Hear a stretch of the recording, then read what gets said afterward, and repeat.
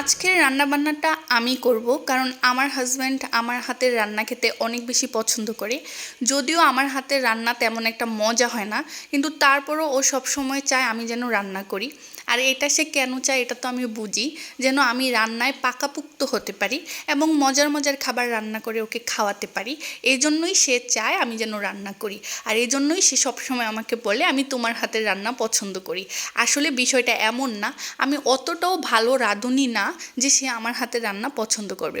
তো যাই হোক, এখানে হচ্ছে গরুর মাংস রান্না করা হবে। তো আমার মা হচ্ছে সব ধরনের মশলা দিয়ে দিচ্ছিল পরিমাণ মতো। দেন হচ্ছে মশলাটা মাখিয়ে আমরা এটা রেখে দেব হচ্ছে 1 ঘন্টার মতো।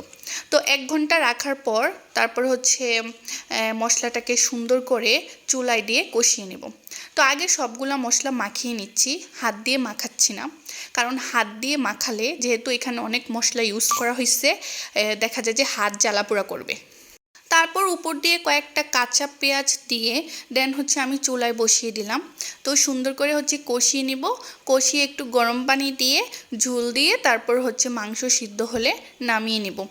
আর গরুর মাংস রান্না করা খুবই সিম্পল, এটা সবাই রান্না করতে পারে।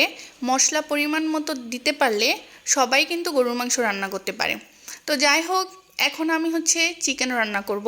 তো আমার হচ্ছে বিফ অ্যান্ড চিকেন থেকে চিকেনটাই বেশি ভালো লাগে। আমার হচ্ছে গরুর মাংস তত একটা পছন্দ না, আমার হচ্ছে মুরগিটাই বেশি পছন্দ।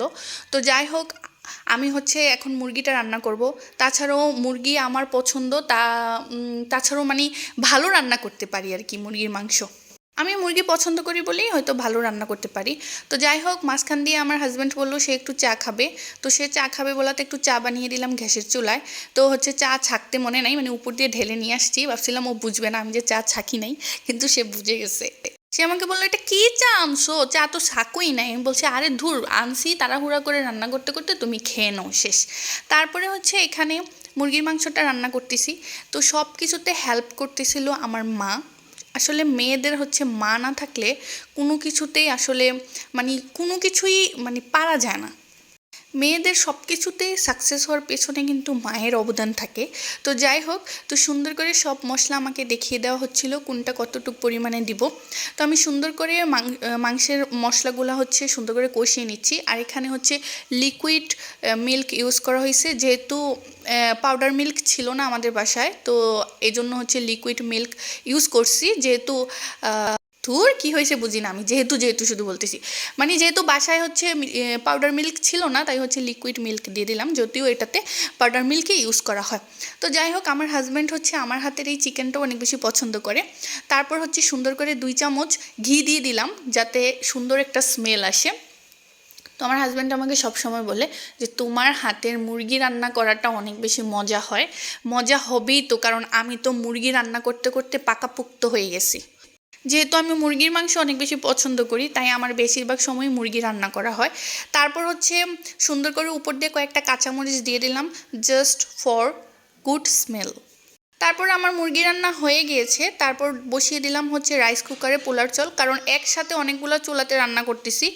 দেখা যায় যে গরুর মাংস রান্না করলাম, তারপরে আবার হচ্ছে গ্যাসের চুলায় রান্না করতেছি, তারপর আবার দেখা যাচ্ছে যে রাইস কুকারেও রান্না করতেছি। তারপর এখানে হচ্ছে ওর পছন্দের মাছের ভর্তা বানাচ্ছি, ও এই মাছের ভর্তাটা অনেক বেশি পছন্দ করে। তারপর আবার আরেক পাশে ভাত বসিয়ে দিলাম। তারপর এখানে হচ্ছে একটু সালাদের জন্য শসা, গাজর, টমেটো কেটে নিলাম। ফাইনালি আমরা দুপুরবেলা খেতে বসলাম। তো এই পোলাও দিয়ে হচ্ছে ভর্তাটা আমার হাজব্যান্ড অনেক বেশি পছন্দ করে, তাই আমি সবসময় ট্রাই করি ওর জন্য ওই মাছের ভর্তাটা বানানোর জন্য।